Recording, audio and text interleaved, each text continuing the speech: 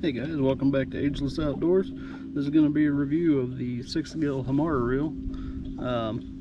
The lake is real busy today and there's people fishing close by, so I'm going to be keeping my voice down for most of this. I apologize for the audio if it sucks. Let's get into the video. Let's go.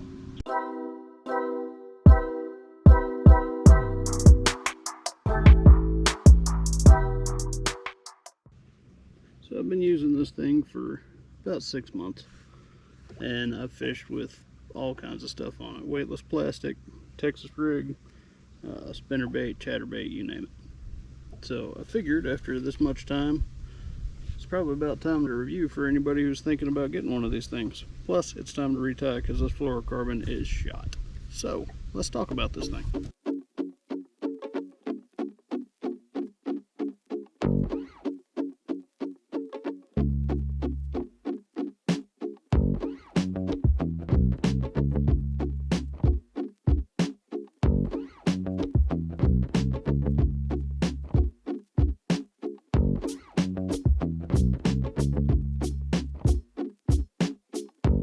Start off, this is not sponsored by Sixgill in any way. This is something I did all on my own. I chose to use the HAMARR because it's not their very top of the line and it's not their bottom of the line. It's kind of the higher middle of the road. I thought it would be a good reel to judge their quality. I've used this thing on a couple of different rods. I have a few around the boat. I mainly use Abu Garcia and Sixgill rods. I've used medium to medium heavy. I don't really fish light, and occasionally I'll fish extra heavy. It handled all of that great. Probably one of the better things about it is the brake system. It uses a 2-piece neodymium magnet. Really intuitive brake system. On the side here you have a plus and a minus, and a dot in the middle. The plus is longer cast range, the minus is shorter cast range, and the dot's kind of the sweet spot. If I'm doing some real quick pitches or I want to be real precise, a lot of thumb control, I'm going to run it on the high side. If I'm overhead casting, especially like a spinnerbait, something like that that's going to catch a lot of air, I'll run it halfway between the dot and the minus side. And this thing is, I wouldn't say it's impossible to backlash, but it's very, very unlikely. And wouldn't you know it, about 30 minutes after I said that, I managed to backlash it. Not terrible, but I also had it turned way up and I skipped. So don't do that. All fixed. Back to the review. Alright, so side panel access, super easy. It's got a lever on the bottom. You're going to push that forward. And you'll rock it like so. And when they're new, they're pretty tight, so you've got to give them a little wiggle to get them out of there. So this gives you easy access to your spool for a quick change there. Really awesome. And then here's your inside magnet with the 2-piece neodymium. Now, if you were to move this minus for the shorter cast, it's going to move this magnet down further, get it closer to the spool, more brakes, more control. They do use a wide face spool, which is excellent.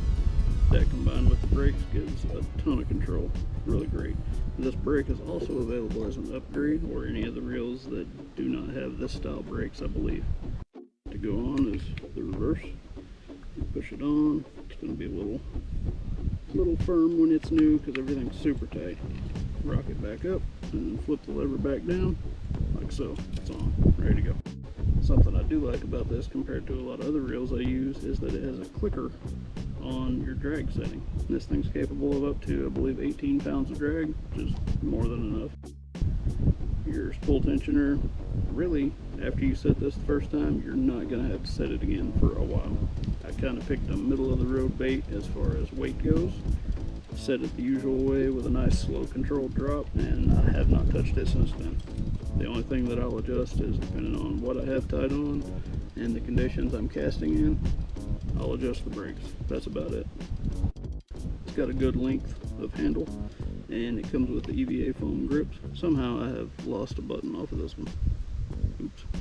This thing's got a really good aluminum frame to it also. The frame's been really solid compared to some of the other reels that I use. Like I have a reel from a competitor that has a lot of squish to it. when you're setting the hook, that kind of thing, you can feel the reel kind of move around on the rod. This does not have that. It's great. I have settled on using it with the Sixgill Achelos rod. Right now I've got 12-pound fluorocarbon and a spinnerbait tied on. This thing has been wonderful. Today is a pretty windy day, as you can probably tell, and I have not had the first bit of backlash. You can cast it no thumb. I chose to use the 8-to-1 reel because it covers a lot of bases. I can cover a slow bait with it by just reeling slower. It's easy.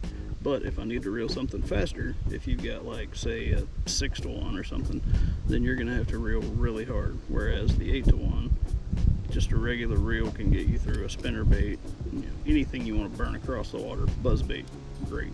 Personally, I would recommend the 8-to-1 ratio. So that's most of the good. The bad, I would say, really is just the price. It's a little on the premium side when it comes to reel cost, but again, you're getting a pretty premium product with it. It's got a great brake setup, really smooth action, and the 8-to-1 ratio, there's no problems with it. I did have a little bit of a hang up when I first got it, that the thumb lever did not want to click up easily when you started to retrieve, but after probably the first 20 casts, that went away. I fished this thing in the rain, the hot. I have not done any saltwater fishing in it, but I have no doubts that it would handle that fine. Side panel on this side comes off easily. I believe there's 4 screws to get this off. Easy to clean, easy to lube. Drag setup is very nice on it. So really the only downside is the price. If it was to come down, say $50, this thing would be a killer in the market. As it is, you could go with one of their slightly lower priced reels, put this brake setup in it, and I think you would be in love. At a later point, I will probably get into a review of the Achelos rod, because I've had a couple of different reels on it, fished several different baits with it, and I've got some opinions on this thing also. Leave a comment down below if you tried out the HAMARR or any of the other Sixgill reels, and let us know your feedback on them, if you've had good luck, bad luck, indifferent, whatever. Love to talk to you guys about it. Leave a comment below, like, subscribe, all that good stuff. We'll catch you next time. Bye. Today I've been going after bass, and for some reason I caught a monster crappie on a spinnerbait. Well, hello, Mr. Crappie. You are not the fish I was planning on today.